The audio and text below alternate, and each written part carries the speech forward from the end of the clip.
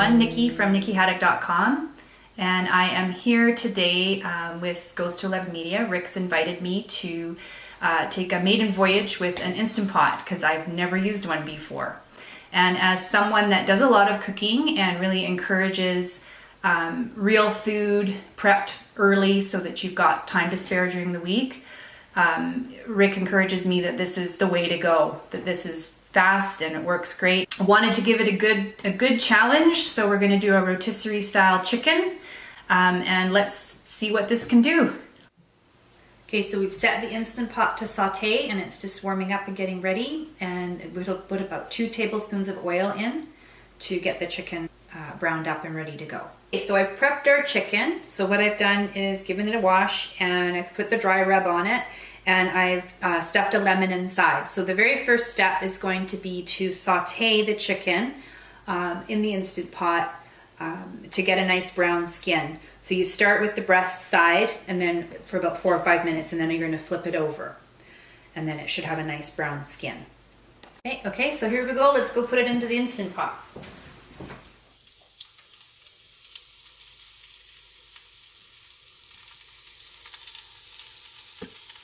So we've sauteed our chicken, it's all nice and brown.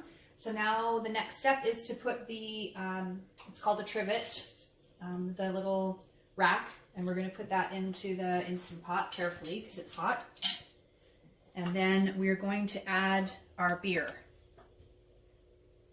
I suppose you could use chicken stock as well.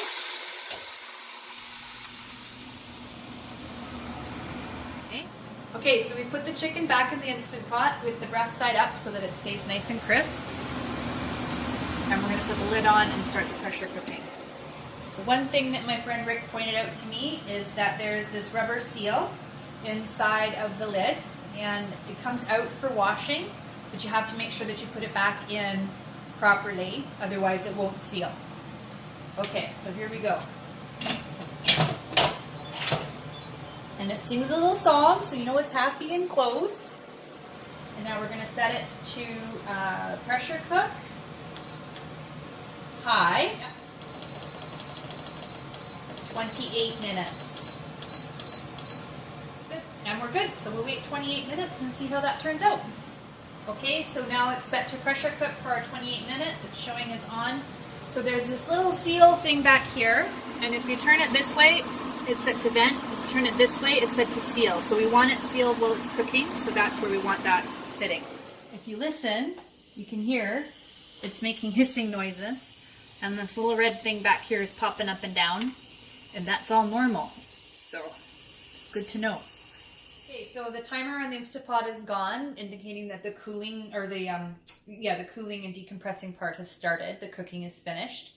So we're just going to let it do its thing. We're not going to try and open it or turn anything at all. It's warm to the touch on the outside. You don't want to touch the very top because it's quite hot. Okay, so we've let our Instant Pot sit and do its thing, cooling down, decompressing, and the little red button at the back here has dropped, which indicates that the pressure's gone. So you can just turn this thing to venting and you can see nothing's coming out, so it's safe. It's safe now to take the lid off, so we're going to just turn it, and it's just like taking the lid off of a hot pot, so not going to be any pressure or anything like that, I'm assured. Oh, see, it sang, so it said it's okay. We're just going to lift it off, put it to the side,